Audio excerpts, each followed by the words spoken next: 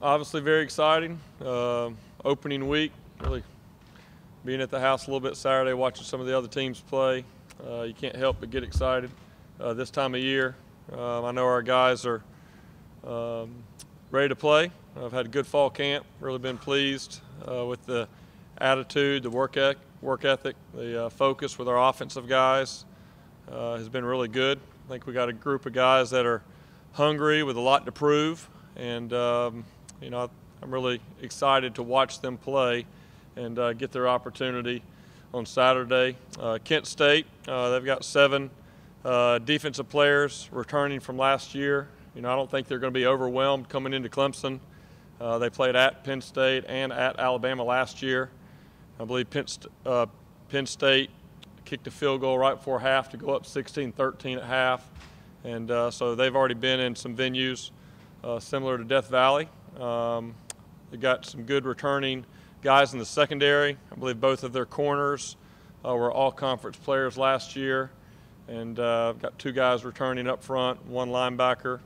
Very active up front, and they do a good job on defense. So it'll be a good challenge for our guys, and really for us each week. We got to know our opponent. We got to know what they do well, and game plan for the opponent. But at the end of the day, our message to our guys is it's all about Clemson, and it's not about who we play. It's about how we play, and really putting that focus on ourselves and on our execution. And I feel like our guys have been doing that so far. And with that, I'll open up for any questions.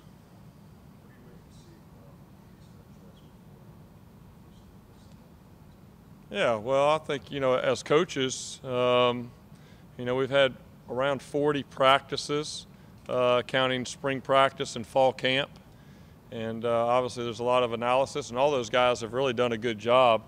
But CJ has definitely risen to the top, and over 2,000 reps of practice all those guys have gotten. You got to have a starting point. And so he'll definitely be the guy getting that starting point. And then, all those guys, just like at any position, they're going to get opportunities. And then what they do with those opportunities in games will really kind of dictate, how the playing time goes from there. But really not disappointed in any of those guys in that group. And then Travis Etienne is a guy that we're really excited to get out there. He's been very explosive in fall camp, and really looking forward to seeing what he does out there in his first college game. Right tackle situation, you still got it as a 4. Is that going to go right until game time for y'all make the decision? Yeah, and I think it's really a good thing. We got 2 guys there, and Sean Pollard and Ankrum, that have done a good job competing, and really like where we are with both of those guys. I think both of those guys will play, and how they do this week will really probably determine who runs out there for the first play.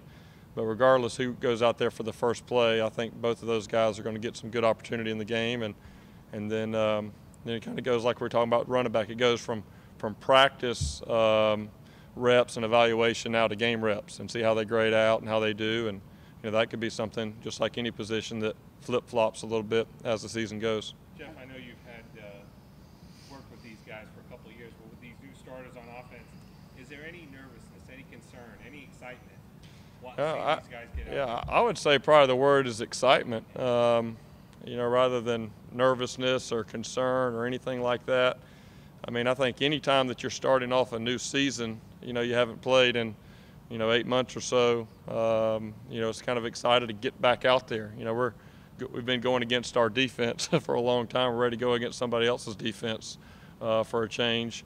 But I think as coaches, we're excited. And I think the reason is we've seen these guys prepare, and we know that these guys are ready, and that doesn't mean that they're not going to go out there and make mistakes. That they are, and that's part of it, and especially in your early games. But I think these guys are ready. They put in the work, had a great off season, really, that started in January. And these guys have been waiting for their time. And that's one thing that's special and unique about college football as opposed to the NFL, is that, every few years you're going to have guys leave. And that's just part of the business. And so having those guys prepared and those guys really working hard for when their opportunity comes, is something that we talk about all the time, and I have no doubt these guys have been working for this opportunity, and so it's going to be fun to be able to see them go out and make plays and see this new offense for 2017, really see how it comes together. Coach, how do you see the tight end position shaking out? Do you see DJ Greenlee and Ken Smith getting a bunch of playing time, or do you think Milan will get the lion's share of the snaps? Yeah, well, I think Milan has definitely earned the opportunity to be the starter. I've been really pleased with what he's done in fall camp. And then I really think there's three guys behind Milan with DJ Cannon and also Shadell Bell. Shadell's a guy that kind of gets forgotten about a little bit because he moved over from wide receiver, but he's made a lot of progress. I think he was banged up a little bit in fall camp, missed about a week or so.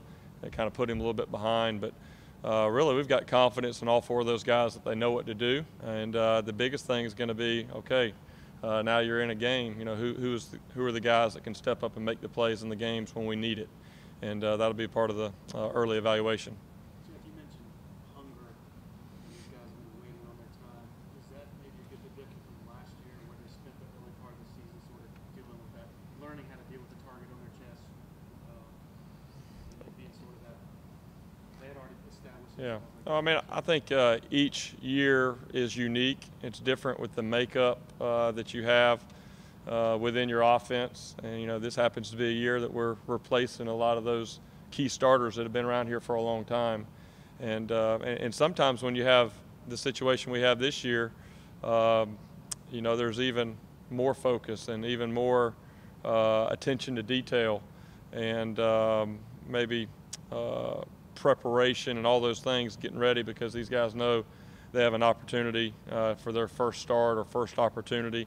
You know, but I also would say that the culture within our program has always been one where, you know, really we have not allowed the veteran guys to just relax or go out there. I mean, that group last year, even though we might have got off to a slow start, I don't think it was because the guys weren't focused or the guys didn't practice real hard or anything like that. I think it was just kind of football, and it just kind of happened, and it took us a little while to get going. You know, but you know, I definitely think there's a difference this year with so many, and we say new guys, these aren't true freshmen that we're counting on going out there and starting in the first game. These are guys that have been around, but really their first opportunity to be a starter and be a guy that we're counting on. There's an excitement that comes with that, and there is definitely a hunger and a, you know, chip on the shoulder and all those type of things that I think is good as a coach. Concerning the depth chart, we know that like a player like Deshaun Watson, Wayne Coleman, Mike, they had a long leash. But is the depth chart maybe more fluid than it has been in years past? Or does Kelly Bryant and C.J. Fuller have that long leash that, hey, even if one of those guys struggles this week, they'll probably still be in there next week? Yeah, well, I think, you know, we always like to talk about competition, and I think we have one of the deepest groups, even though we might not have as experienced of an offense as we've had in the past.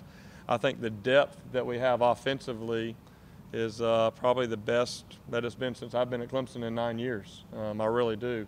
And when you have good depth, it creates good competition. And up until this point, for the last 8 months, all we've had is practice for those guys to compete. And that's how you come up with the depth chart. And now we're entering a new phase when the season starts.